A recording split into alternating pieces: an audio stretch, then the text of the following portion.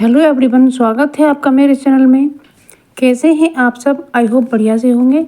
तो दोस्तों, घर और किचन के कामों को करना बहुत मुश्किल होता है और बहुत ही ये कठिन होते हैं और बहुत ही उलझन भरे होते हैं। लेकिन जब आपको कुछ टिप्स ऐसी मिल जाती हैं जो आपके काम का आसान करें और उलझन को कम करें तो काम आसान हो जाता है। तो सबसे पहली ट्रिक है मेरी ये पुदीने को लेकर। तो फ्रेंड्स, जब ये हमारे घर पुदीना आता है तो हमने ये साफ़ करके सुखाया है और आप इसको इस तरह से सुखाकर पाउडर बनाकर रख सकते हैं। तो मैंने इसे साफ करके सुखाया है क्योंकि कुछ लोग क्या करते हैं, ऐसे ही सुखा देते हैं और वो डंडियाँ में जो ख़राब पत्ते होते हैं वो भी उसमें आ जाते हैं। अब ये दूसरी ट्रिक है कि जब पुदीना हमारे घर पे आता है तो उसमें कुछ जड़ें होती हैं, जैसा कि आप वीडियो में देख पा रहे हैं। तो इस तरह की जड़ की डंडियों को निकाल कर आप अपने गमले में मिट्टी डालकर बो सकते हैं। तो ये बहुत अच्छे से पुदीना उपज कर आ जाता है और घर में किसी भी समय आप ताज़ा फ्रेश पुदीना ले सकते हैं। अब अगली ट्रिक आती है हमारी फ्रेंड्स, ये जो प्रसाद में छोटी छोटी डिब्बी हमारे घर पर आ जाती हैं तो इन्हें भूल कर भी नहीं फेंकना चाहिए क्योंकि ये बहुत काम आ सकती हैं। तो इसके अंदर ये मैंने पुदीना को सुखाया है और इसका पाउडर बना करके इसे मैंने इस डिब्बी में रख दिया है, जैसा कि आप वीडियो में देख पा रहे हैं। तो ये कितना काम आया है और इस तरह की डिब्बियों को आप जब कहीं ट्रैवल में जाएं या फिर आप स्कूल वगैरह जाएं तो उसमें अचार या चटनी भी रख के ले जा सकते हैं। तो इसलिए बिल्कुल ना फेंकें।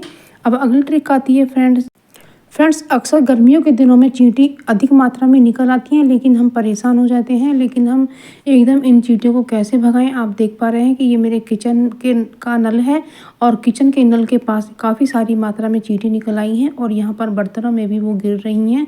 तो अब मैं क्या करूँ? मैं इनसे बहुत परेशान हूँ और ये मर रही हैं तो मेरा भी देखकर मन ख़राब होता है। तो मैंने लिया है गेहूँ का आटा और इन पर इस तरह से डाला है।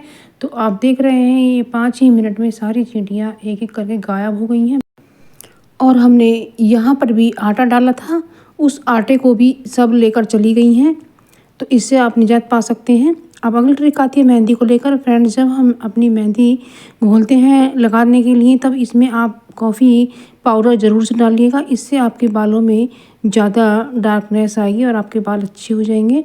तो अब फ्रेंड्स, हम काजू फ्राई कर रहे हैं तो हमने ये देसी घी ऐड किया है और काजू को हमें ज़्यादा डार्क नहीं करना है, नहीं तो इनमें कड़वापन आ सकता है। हमें हल्का गुलाबी होने तक ही भूनना है। तो हमने काजू को निकाल लिया है। अब हम चॉप किए हुए बादाम भी ऐड कर रहे हैं, उन्हें भी हम थोड़ा सा हल्का सा रोस्ट करेंगे।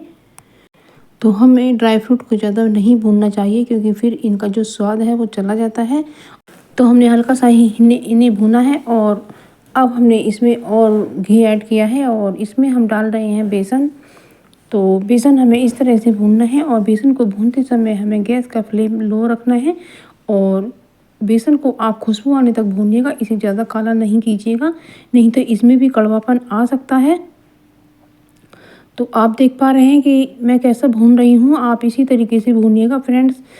तो फ्रेंड्स, जब आपको बेसन कम घी का भूनना हो तो आप इसमें बीच बीच में थोड़ा सा दूध डालिएगा और दूध ज़्यादा मात्रा में नहीं डालना है, हमें थोड़ा सा हल्का सा 1-2 चम्मच ही छलकना है। तो इससे क्या होता है कि बेसन का दाना खड़ा हो जाता है, वो फूल जाता है और इससे ये भुरभुरा हो जाता है, जिससे हमें भूनने में आसानी हो जाती है और हम कम घी में बेसन के लड्डू बना सकते हैं। तो देख पा रहे हैं कि मैंने बेसन को भून लिया है और इसका कलर थोड़ा डार्क हो गया है और किचन में खुशबू आ रही है। तो इसमें मैंने जो ड्राई फ्रूट थे वो भी इसमें मिक्स कर दिए हैं और मैंने इसमें बूरा भी ऐड करने वाली हूँ। लेकिन फ्रेंड्स, बूरा हमें तब ऐड करना है जब ये ठंडा हो जाए, इसलिए मैंने इसे परात में फैलाकर पंखे के नीचे रखा है। गरम गरम बेसन में हमें बिल्कुल भी बूरा नहीं डालना है, नहीं तो वो पिघल सकता है। तो इस तरह से फ्रेंड्स मैंने बेसन के लड्डू बनाए हैं। आप चाहें तो इसमें थोड़ी सूजी भी ऐड कर सकते हैं। तो इस तरीके से आप बेसन को जब लड्डू बनाएं तो इसमें थोड़ा बीच में दूध डालिएगा, इससे भुरभुरापन हो जाता है और कम घी में आप बना पाएंगे। अब अगली ट्रिक आती है फ्रेंड्स, जब हम कढ़ी बनाते हैं तो हमें बेसन का अंदाज बिल्कुल नहीं लग पाता है। तो आप जैसा कि वीडियो में देख पा रहे हैं, मैंने बिस्कर में करके इस तरह से बेसन डाला है। ये मेरी आधा किलो दही है तो मैंने इसमें 1.5 बिस्कर ही डाला है। तो इस तरह से आप अंदाज़ा लगा सकते हैं। और मैंने इसमें पानी ऐड किया है, पानी हमें ज़्यादा डालना है और इसके अंदर हमें हल्दी और नमक मिर्च भी डाल देना है और इस तरीके से अच्छे से फेंटिएगा ताकि इसमें लम्स ना रहें। तो इस तरीके से आप बेसन का अंदाज़ा लगा सकते हैं। अब अगली ट्रिक आती है फ्रेंड्स, पिन्नियों को लेकर। हमारे किचन या पूरे घर में कहीं भी पिन्नी रखी होती हैं तो उन पिन्नियों से हमारे बहुत गंदगी हो जाती है। तो फ्रेंड्स, इस तरीके से पिन्नी को फैलाकर और उसकी तह बना करके रखिएगा और इस तरह से एक के ऊपर एक रखते जाइएगा। तो इस तरह से रखने के बाद पिन्नी अच्छे से अपनी शेप में आ जाती हैं और ये काम भी आ सकती हैं। जो गंदी गंदी पिन्नी होती है ना आप फेंकते जाइएगा, अच्छी अच्छी पिन्नियों को इस तरह से रखते जाइएगा। और इसकी जो सबसे पीछे वाला हिस्सा होता है, जो पतली सी किनारी होती है, उसमें हमें पिन को इस तरह से लगा देना है और सारी पिन्नियाँ बहुत ही कम जगह में आ जाएंगी। तो इस तरह से हमने पिन लगाया है और आप इन्हें हैंग कर दीजिएगा। जब आपको ज़रूरत लगे तब आप आसानी से पिन्नी को निकाल सकते हैं। ये बहुत पतली होती है और ये पिन्नी बिल्कुल भी नहीं फटेगी और आसानी से पिन पे से एक पिन्नी को निकाला जा सकता है। इसमें छेद बिल्कुल नहीं होगा क्योंकि इसके किनारे में ही हमने पिन को लगाया है। तो ये भी बहुत ही यूज़फुल सी ट्रिक है, आप ज़रूर से फॉलो कीजिएगा। अब अगली ट्रिक आती है फ्रेंड्स, धनिया हो या पुदीना हो, ये बहुत ही जल्दी सूखने लगते हैं कि आजकल ड्राई मौसम में, हल्का मौसम है तो इसलिए हवा वाले मौसम में ये ख़राब हो जाती हैं। तो हमें गिलास में लेना है पानी और अपने पुदीने और धनिया को उसमें खड़ा करके रख देना है। तो आप देखेंगे कि जो आपका धनिया और पुदीना है वो कम से कम 1 हफ्ते तक बिल्कुल भी ख़राब नहीं होगा और बिल्कुल इसी तरीके से आप रख सकते हैं।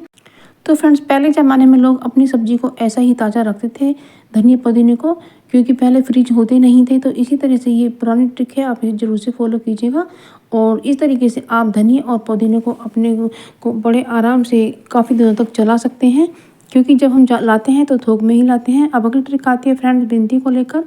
क्या होता है कि ये जो बिंदियाँ होती हैं और इनकी जो गम होती है वो थोड़ी सूख सी जाती है, तब हम बिंदी लगा निकालते हैं तो या तो उसका कागज़ ही छूटकर आ जाता है या फिर बिंदी ही मुड़ जाती है, तो वो बिंदी हमारी ख़राब ही हो जाती है।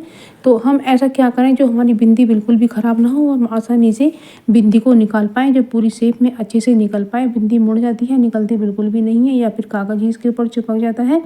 तो इसलिए हमें क्या करना होगा फ्रेंड्स, देख सकते हैं आप ये बिंदी भी बिल्कुल मुड़कर ख़राब हो गई है। तो हमें ऐसा क्या करें जो बिंदी आसानी से आ जाए। तो जब हम खाना बनाते हैं, सब्जी बनाते हैं, तो जब कुकर हमारा गर्म होता है तो उसके ऊपर इस तरह से आप बिंदी के पत्ते को घुमाइएगा और थोड़ी देर रखिएगा। तो इससे क्या होगा, जो इसकी गम है वो हल्की सी सॉफ्ट हो जाएगी और उससे बिंदी बड़ी ही आसानी से निकल कर आ जाएगी। तो आपके जो भी पत्ते हों सबको हल्की हल्की सेक लगा दीजिएगा इसी तरीके से। तो इस तरीके से आपकी बिंदी बिल्कुल ठीक हो जाएंगी और जो इसकी गम है वो सॉफ्ट हो जाएगी और आपके माथे पर भी चिपकने में आसानी हो जाएगी। तो इस तरीके से फ्रेंड्स सभी बिंदियाँ ठीक हो गई हैं। आप देख सकते हैं कि इस बिंदी को मैं बड़ी ही आसानी से निकाल पाऊँगी और इसको मैं अपने हाथ पर लगा कर दिखाती हूँ और ये चिपक भी बड़ी आसानी से गई है। तो इसी तरीके से आप ले सकते हैं और इस कुकर पर इस तरह से कर सकते हैं। ये बहुत ही यूज़फुल ट्रिक है, आपको ज़रूर से पसंद आएगी फ्रेंड्स। ये बहुत ही अच्छी ट्रिक है। तो आप मेरी वीडियो देखते रहिएगा, मैं नई नई वीडियो लेकर आती रहती हूँ। तो फ्रेंड्स, आप मेरी वीडियो दुनिया के किस कोने से देख रहे हैं ये मुझे कमेंट सेक्शन में ज़रूर बताइएगा। आप मेरे चैनल पर नए हैं तो मेरे चैनल को सब्सक्राइब कीजिएगा और वीडियो को लाइक शेयर कमेंट करते हैं। मिलते हैं नई वीडियो में।